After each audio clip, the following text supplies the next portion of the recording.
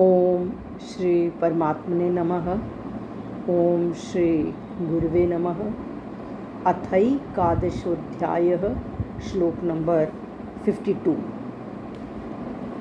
इस श्लोक में अर्जुन की कृतज्ञता का अनुमोदन करते हुए भगवान कहते हैं। पहले में अर्जुन ने कहा कि हे जनार्दन, आपके इस सौम्य और मनुष्य रूप को देखकर अब मैं स्थिर चित्त हो गया हूँ। मेरा चित्त अब चंचल नहीं रहा और मैं अपनी स्वाभाविक स्थिति को प्राप्त हो गया हूँ। तो उसके बाद भगवान कहते हैं, श्री भगवान उवाच सुदूरदर्शमिदं रूपम। एक तो है दूरदर्शम, इसके आगे सु वर्ड लगा दिया। अत्यंत ही दुर्लभ, अत्यंत ही दुर्लभ। सुदूरदर्शमिदं, सुदूरदर्शमिदं, सुदूरदर्शमिदं रूपम। आगे है सेकंड पार्ट, दृष्टवानसि यन मम। मम म को एक स्वर आगे बढ़ाएंगे। दृष्टवानसि, ये जो दृष्टवानसि वर्ड है, दृष्टवान प्लस असि, क्योंकि न पूरा है, दृष्टवान आधा न दृष्टवान में आ जाएगा और आगे असि। दृष्टवानसि यन मम, यन मम जो वर्ड है, यत प्लस मम। यत का मतलब जो, मम मेरा। सुदूरदर्शमिदं रूपं दृष्टवानसि यन्मम। देवा अप्यस्य रूपस्य, ये जो अप्यस्य वर्ड है, अपि प्लस अस्य, देवता, उसके बाद अपि, देवता भी, अस्य इस रूपस्य रूप को, नित्यम चौथा भाग, नित्यम दर्शन न पे कोमा, नित्यम दर्शन कांक्षिणः।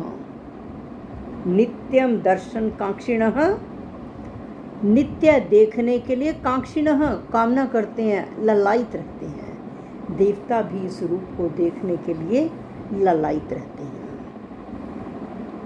इस श्लोक में चतुर्भुज रूप का वर्णन है। चतुर्भुज रूप का वर्णन जो है, गदा, शंख, चक्र, पद्म, चार हाथ हैं। गदा, शंख, चक्र और पद्म। पद्म का मतलब है फूल। ये चारों हाथों में है। कहा कि देवता भी इस रूप को देखने के लिए ललायित रहते हैं। एक बार दोबारा श्लोक बोलती हूँ। सुदूरदर्शमिदं रूपम दृष्टवानसि यन्मम। सुदूरदर्शमिदं रूपम दृष्टवानसि यन्मम। देवा अप्यस्य रूपस्य, देवा अप्यस्य रूपस्य नित्यं दर्शन कांक्षिणः, नित्यं दर्शन कांक्षिणः। ये सेकंड पार्ट में लास्ट वर्ड है, यन्मम, यत प्लस मम। मम मेरा, पहले भाग में सुदूरदर्शमिदं है, ये है सुदूरदर्शम प्लस इदम।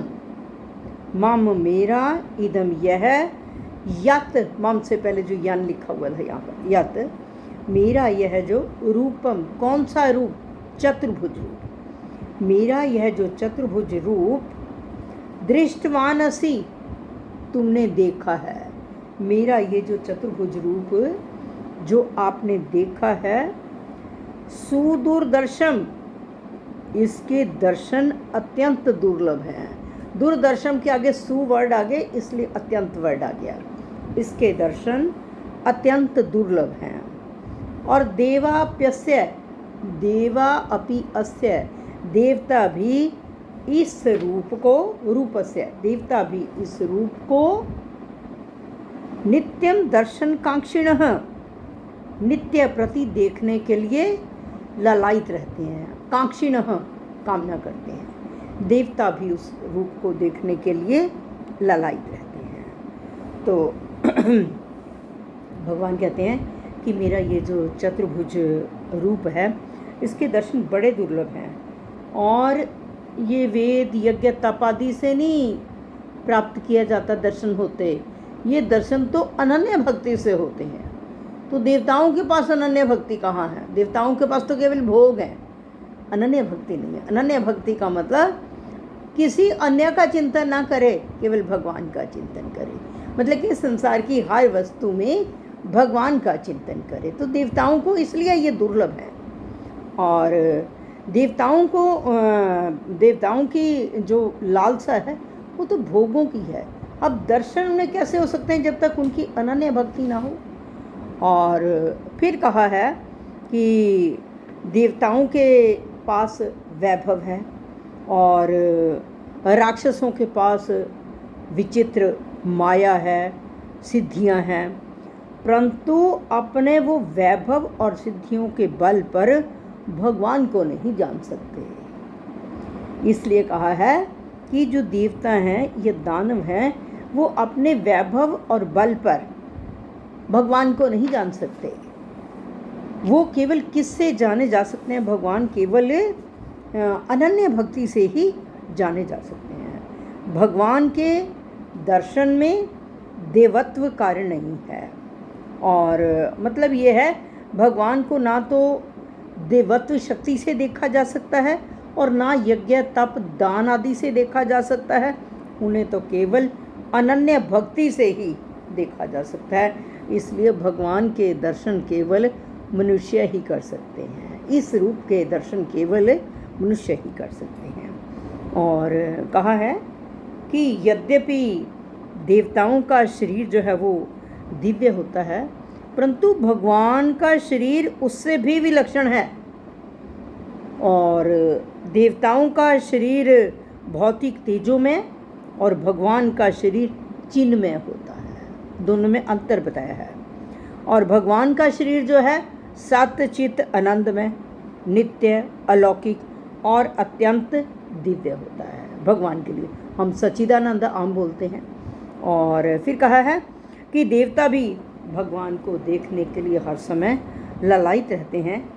जैसे साधारण लोगों में नए नए स्थान को देखने का एक भाव रहता है, ऐसे ही देवताओं में भगवान को देखने का भी एक शौक है। प्रेम नहीं, मतलब ये है कि जैसे भक्त प्रेम पूर्वक भगवान को देखना चाहते हैं, ऐसे देवता ऐसे देखना नहीं चाहते, क्योंकि देवताओं की अनन्य भक्ति नहीं है। इसलिए भगवान प्रेमी भक्तों के अधीन है, वो देवताओं के अधीन नहीं है। वो भगवान कहते हैं, ना हम वसामी बैकुंठे योगी नाम हृदय न च मद भक्ता यत्र गायंती तत्र तिष्ठामि नारद।